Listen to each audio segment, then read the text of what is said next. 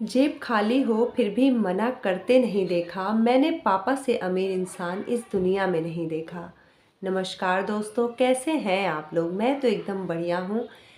बात करें अगर माँ के समर्पण की, तो उस पे इतनी सारे वीडियोस बनी हैं, इतने सारे कवियों ने उस पे बोला है, इतनी सारी कविताएं बनी हैं, शायरियाँ बनी हैं।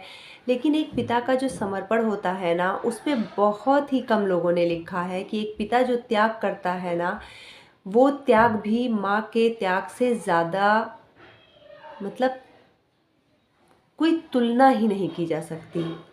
अगर माँ का त्याग होता है कि वो 9 महीने पेट में रख के अपने खून से उसे सींचती है, तो एक पिता भी उसके पालन पोषण का जिम्मेदार होता है, उसका पालन पोषण करता है, उसकी सारी इच्छाएं पूरी करता है।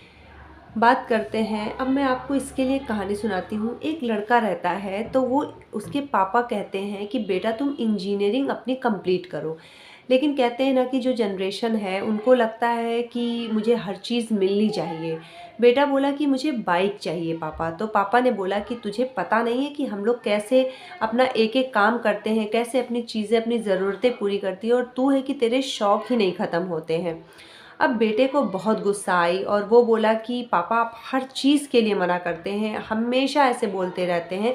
मुझे तो बाइक चाहिए क्योंकि मेरे दोस्तों के पास बाइक है, और आप मुझे तो कुछ दिलवाते ही नहीं हैं। अब उसके पापा ने इस पे कुछ भी रिएक्ट नहीं किया और वो वहाँ से चले गए। उसके बाद बेटा जो है वो बहुत गुस्से में रहता था। रोज़ उस बाइक वाली बात पे उस घर में बहस चालू हो गई, क्योंकि उसके दोस्तों के पास थी, तो रोज़ उस बाइक को लेकर के वो लड़का अपने पापा से बहस करता, और कभी खाना छोड़ देता, कभी कुछ धमकी देता, कभी कुछ करता। इस चीज़ से उसके पापा जो थे उनको ये लग रहा था कि मैं किसी तरीके से अपने बच्चे की इच्छा को पूरा कर दूँ।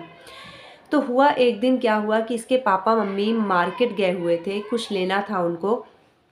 लड़का घर पे अकेले था, तो उसने सोचा कि पापा तो घर पे है नहीं, और वो बहुत गुस्से में था क्योंकि कुछ देर पहले ही उसको इन सब चीज़ों को लेकर के बहस हुई थी, अपनी बाइक को लेकर के।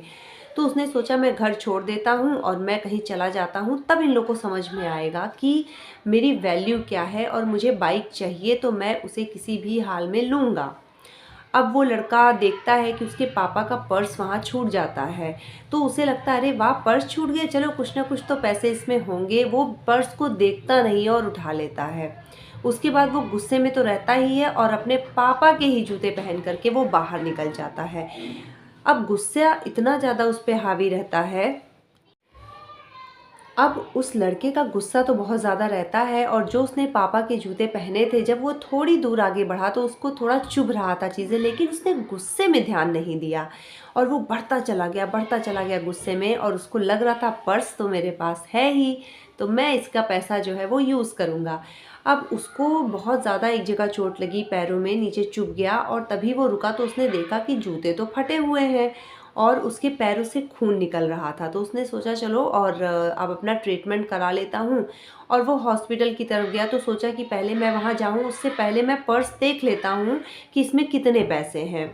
उसने अपने दिमाग में सारा प्लान बना लिया, ये करूँगा, वो करूँगा, ऐसे करूँगा, आज तो मुझे पापा का पर्स मिल गया है।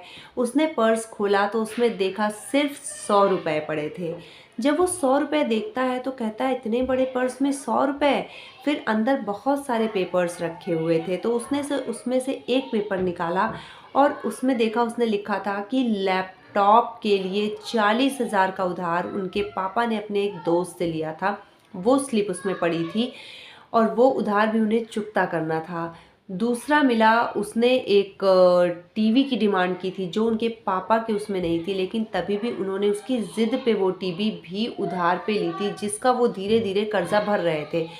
उसके तभी उस लड़के ने उसमें एक और कागज़ निकाला। वो एक पेपर की कटिंग थी, और उसमें एक विज्ञापन दिया था कि अपनी पुरानी स्कूटर आकर के यहाँ बेचिए और पैसे ले जाइए। तो उसमें जब उसने वो देखा तो उसे तुरंत समझ में आ गया कि पापा अपनी स्कूटर बेच करके और मेरे लिए बाइक की अरेंजमेंट करने वाले हैं, और वो उसी से डाउन पेमेंट देंगे। उसने पीछे की चीज़ों को थोड़ा-सा रिमाइंड किया कि पापा एक तो जूते फटे पहनते थे, उनके पास जूते नहीं हैं, उन्होंने जूते खरीदने के बारे में नहीं सोचे, और वो स्कूटर जिससे हमारी बहुत सारी यादें जुड़ी हैं, जो पापा के लिए बहुत ज़्यादा प्यारा है, पापा उसे बेच करके मेरे लिए बाइक का इंतज़ाम करेंगे। उसने जब ये देखा तो वो एकदम से उसका सारा गुस्सा जो है वो काफ़ूर हो गया और उसने तुरंत वहाँ से वो उसी विज्ञापन वाली जगह पे भागते हुए गया, क्योंकि वो तुरंत समझ गया कि पापा अपने स्कूटर से मम्मी पापा गए हैं, वो ज़रूर उसी जगह पे गए होंगे जहाँ पे वो अपना स्कूटर बेच देंगे। वो भागते भागते विज्ञापन वाली जगह पे पहुँचा और वहाँ जब उसने देखा कि उसके पापा वहाँ खड़े हैं, तो वो देख करके अपने पापा के पैरों पे गिर करके एकदम से रोने लगा और उनसे इतनी माफ़ी मांगी, पापा मुझे माफ़ कर दीजिए, अब ये गलती दोबारा नहीं होगी, मैं इंजीनियरिंग करूँगा, आप अपनी स्कूटर मत बेचिए पापा। एकदम रोने लगा, गिड़गिड़ाने लगा वो अपने पापा के सामने। और ये सारी चीज़ें देख के उसके मम्मी पापा भी एकदम से रोने लगे। कहा पापा आप कुछ मत बेचिए, आपका स्कूटर ये आपका सपना है, हमारी यादें जुड़ी हैं। और इस तरीके से जब उसके पापा ने देखा कि उसके बेटे को ये चीज़ रियलाइज़ हो गई है, वो बहुत ज़्यादा खुश हुए और उसने बोला कि मैं बीटेक करके, मैं इंजीनियरिंग करके आपका हर सपना पूरा करूँगा, मुझे कुछ नहीं चाहिए, मुझे बाइक भी नहीं चाहिए। तो दोस्तों इस तरीके से उस लड़के को तो समझ में आ गया, लेकिन बहुत सारे ऐसे लड़के हैं जिन्हें चीज़ें समझ में नहीं आती हैं और वो गलत रास्ते पे निकल जाते हैं। कहते हैं ना कि बेटी अगर घर छोड़ दे तो बाप को बहुत दुःख होता है और बेटा अगर मुँह मोड़ ले तो बाप बहुत ज़्यादा रोता है। तो यही कहानी है एक पिता के त्याग की।